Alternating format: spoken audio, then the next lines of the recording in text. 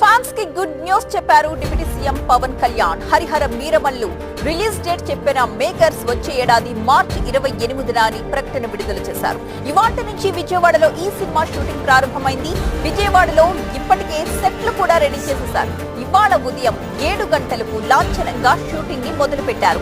Deputy CM గా అధికారిక కార్యక్రమాల్లో బిజీగా ఉంటున్నారు పవన్ కళ్యాణ్. అటు పాలనాపరమైన అంశాలు, ఇటు సినిమాలు రెండింటినీ బ్యాలెన్స్ చేయడం కష్టంగా మారిన పరిస్థితుల్లో పవన్ ఉంటున్న విజయవాడలోని సినిమా కోసం సెట్లు రెడీ చేశారు.